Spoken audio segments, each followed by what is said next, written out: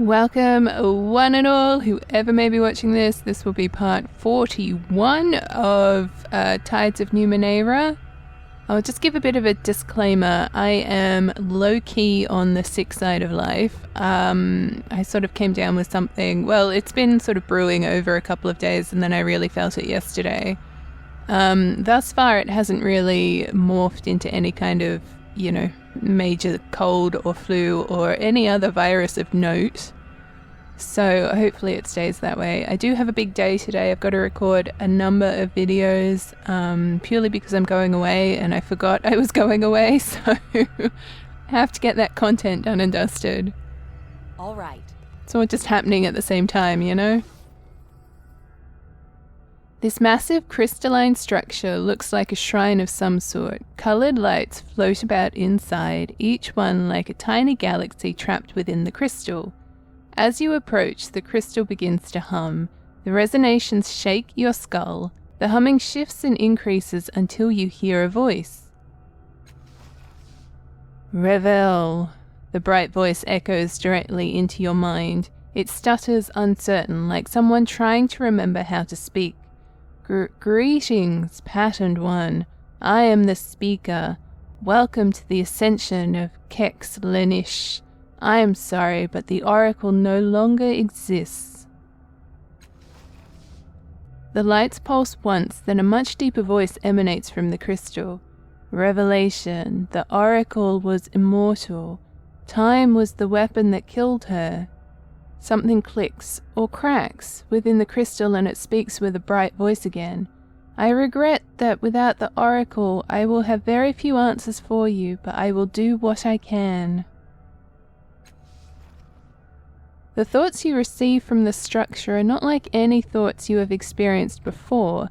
They come fast and incomprehensible, but more than that, they come from all around you, from underneath and even above you. It's as if you can hear the thoughts of an entire world through the speaker. Do you know anything about the other humans over there, Dorian and his companions? I do not, nor do they know anything about me. I will not speak with them, it answers surprisingly curt. Why did you call me patterned one? A few of the lights pull together, creating a glowing circle in the air. No, not a circle. A pentagon like your tattoo. Patterns are what we do, patterned one. Life is a pattern, and your life more than most. Your thoughts hold a certain shape, a shape I've seen before. The lights twirl and chime wistfully. A man came through here long ago. He did some work here, I believe, or maybe came to hide something or find something.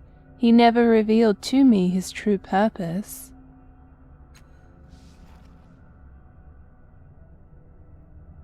The man who shares my pattern, I need to find something he hid. Do you know where it might be? I apologize, but I do not. Investigation was not my specialization, only speaking. The crystal vibrates once more. The deep voice speaks. Revelation. The speaker can speak to all sentience, even those that did not exist at the time of its creation. You said revelation in a different voice. What does that mean? You are mistaken. Speakers are not authorized to grant revelations without the oracle's permission, and the oracle is no more. You hear another crack from deep within the crystal, as harsh as ice breaking underfoot. The deep voice speaks again. Revelation. The speaker cannot hear itself give revelations. It stutters and falls silent for a moment before saying in the bright voice, I wish that I did have some revelations for you, patterned one. Alas, that time is long past. Why won't you talk to the other humans? The lights inside the crystal dim slightly. I do not trust them. They don't taste right. You hear a sound in your mind remarkably like a clucking tongue. I cannot explain it.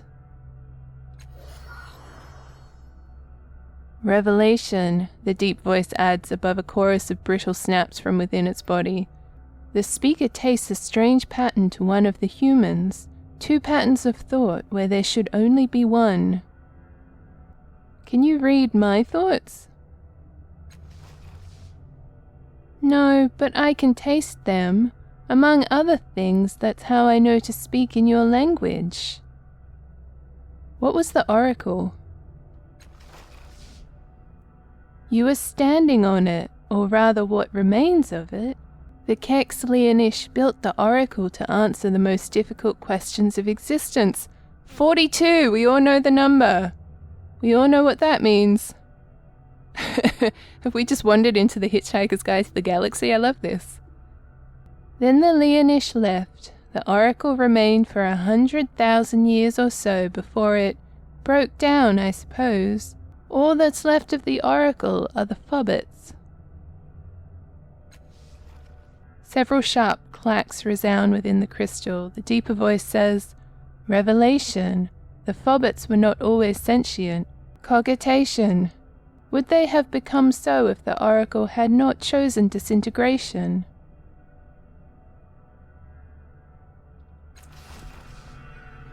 Alright, we could probably have a whale of a time asking more questions, and maybe we will come back and ask more questions. So we've got the builder here, but I'm not quite sure how to get to the builder. Here comes the boredom slayer. Oh no, I see it now. Oh no, we can't come down here. I was gonna say there's like a bridge down here. Okay. Can't come up here. Oh, we can come up here. Oh, I didn't even see that bridge. Oh, hello, floating cube. Here we go then.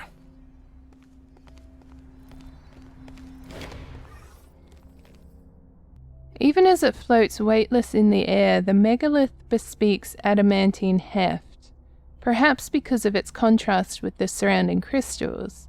The stone bleeds need, even hunger, and a telepathic whisper rasps the thought product in your mind. That was very difficult to read.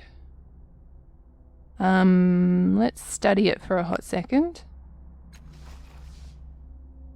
Although from a distance it seems to be a single stone, up close you can see that it is covered in many small scales, each inscribed with a different pattern. Wells and loops and arches as distinct as those of fingerprints. Whether it is a mechanical construct, a living being, or something else entirely is unclear. Can we try to read its mind? You don't hear any thoughts from the megalith beyond what it projects to you. If there is a mind here to read, it is impenetrable. Alright, what do you want? Product, I only, no other, give, I only return happy bubbles. What product? The only response is the thought product grating in your mind.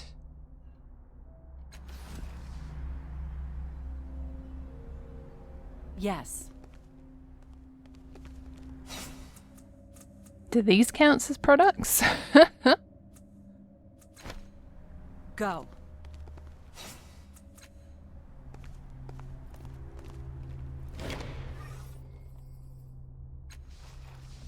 Yeah, okay, so we have to try to figure out what product means, I guess.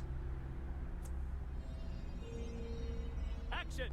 Here I come! Okay, I wonder if there's any more bridges that I haven't seen. I don't think so.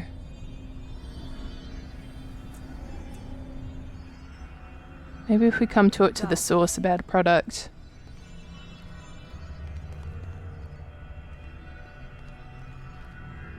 Or the speaker, not the source, whatever. Okay. I guess if we ask all the questions, maybe that will help. What are fobbits? Are they cool hobbits? The lights dance within the crystal in a manner you can only interpret as proud. We are the fobbits. The sparkling lights you see inside some of the crystals. If the oracle was a brain, then we were its neurons. Each one of us had our own job, our own specialization. You can't speak to the others, of course. That is to say, they're perfectly intelligent, but they are entirely unaware of you. The only reason you and I can speak is because of my role as speaker. The others weren't made for communication or perception. Ah, okay, maybe this is how we're going to do it. The speaker throbs. The deep voice cuts into the air. Revelation. Common phobits were used to store activation states and simple information. Some may still react to basic physical stimuli. So if the other phobits are sentient, then could you speak to them for me, or at least make them aware of my presence? Of course, but they know nothing. I don't see what interpreting would... The speaker trails off, pulsing thoughtfully. No, there is a way they can help. Several phobits in the area were in charge of transmission tracks, communication pathways connecting the Oracle's smaller subsystems. When the Oracle passed, those pathways became obsolete and their phobits quiescent.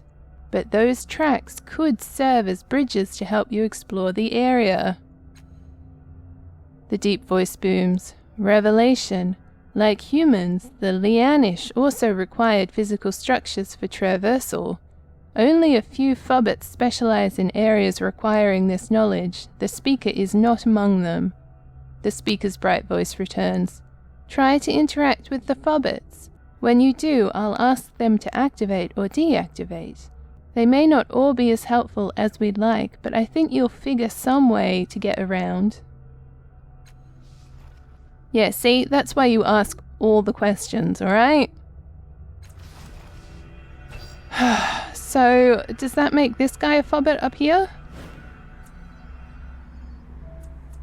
It's a plan. Because there's not anything else I can interact with. I mean, we've got our builder friend down here, but I can't interact with him just yet, I don't think. All right.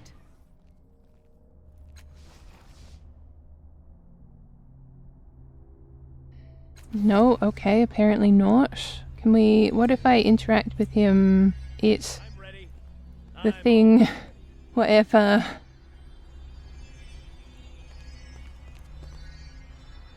No, we still can't interact with it. And it's done. Well, what else is around that I'm supposed to be interacting with? Sure. Oh, okay, I totally missed this thing right here we can now interact with.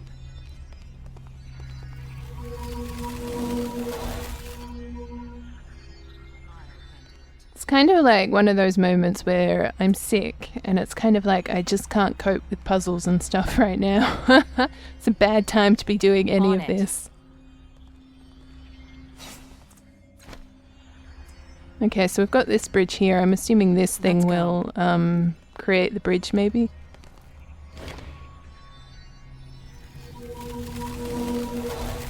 Nice. Alright, so let's see what this builder has to say.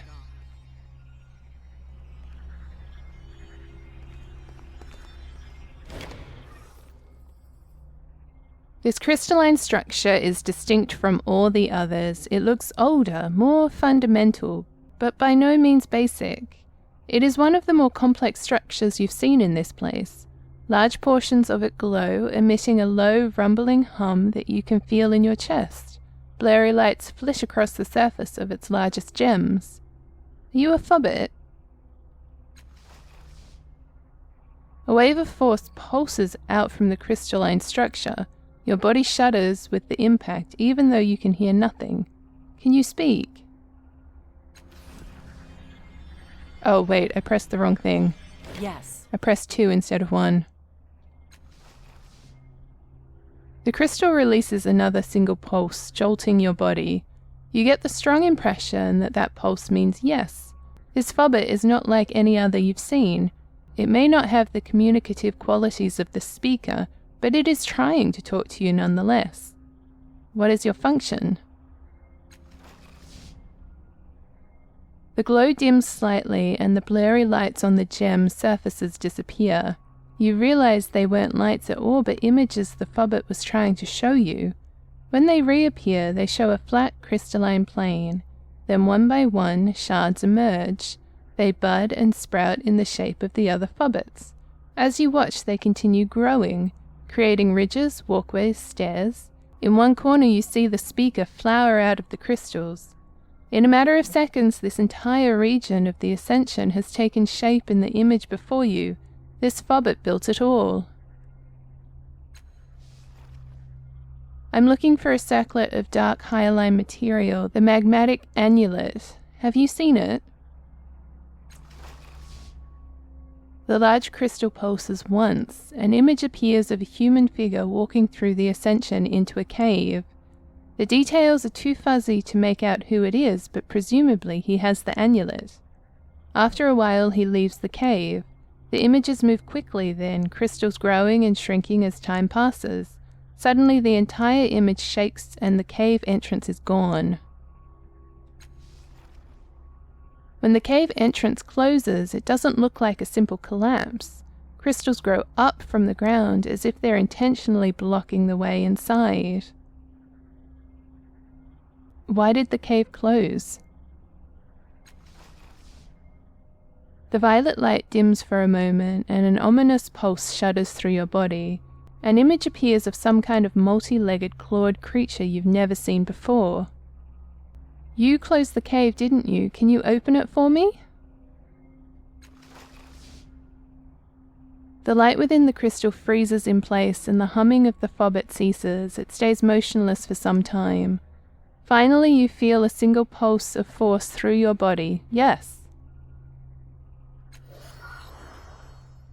You feel the ground rumble under your feet. After a few moments, the vibration ceases and the Fobbit shows you an image of the cave. The crystals that block the entrance are gone.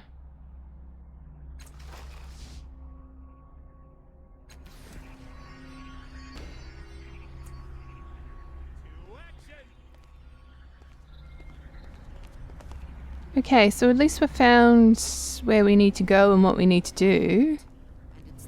I'm assuming we're going to have to fight some creature. Seems to be how this goes. Go. Done. What happens if I touch this one? Sure. Nice, so we can come up and loot this. On it.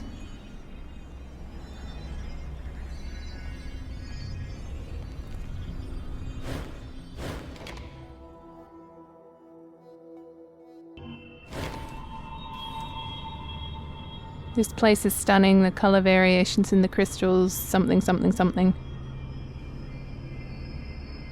Okay.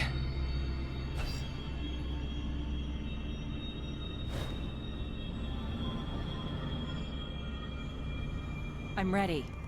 I mean, from a geological point of view, I would love to be in this area. Finding some ginormous crystals would be like the bee's knees. Why, of course.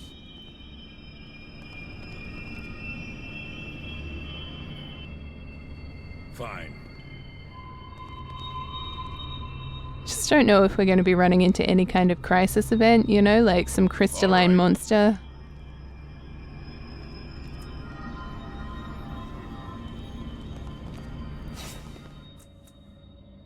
Oh, I think as Cap. Cute. Ooh, -2 intellect pool. I should give that to Aretas. And then he will have no intellect. Come on, Aligern. Let's get moving. Get a little life into that step. Don't disrespect your elders. I'm 200 years older than you. I am the very soul of action.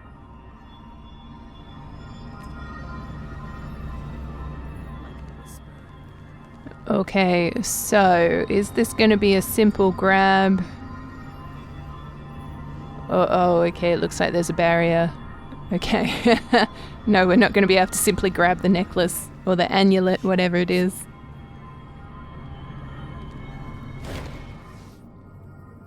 This stasis pod is dull and lifeless. There is no visible way to activate it. Okay. Happy to help. I mean, there's only one other thing we can interact with, so... Oh, it's a Fobbit. Oh no, it's trapped. And it's flickering excitedly for some reason. Ready. All of the cables in the room connect to this bulky machine and its twin. They generate a low rumble that you can feel in your feet. As you approach, a screen lights up. A strange maze-like rune flashes angrily in the center of the screen. 3 other glyphs revolve slowly around it in an elliptical orbit. A bolt of lightning, a set of parallel lines, and a circle. Well, hey now. I guess really the only thing we can do is touch the glyphs. Let's do the maze-like one. A picture appears. It looks like a technical schematic of the device behind you at the center of the room, the source of the low hum. Vertical lines of runes appear next to the schematic, but you can't read them. Let's try to decipher, I guess.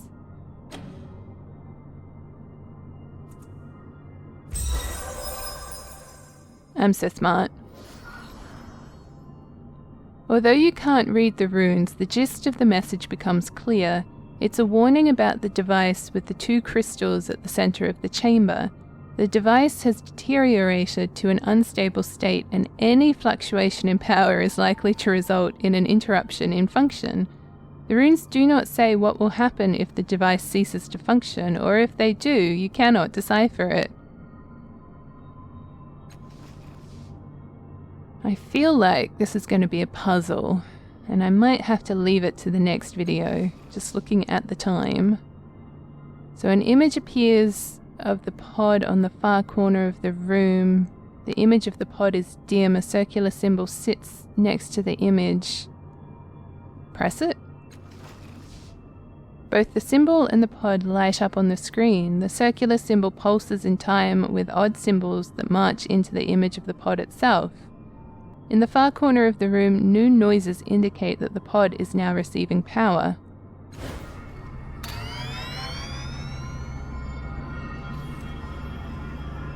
Alright, well, I've done a thing.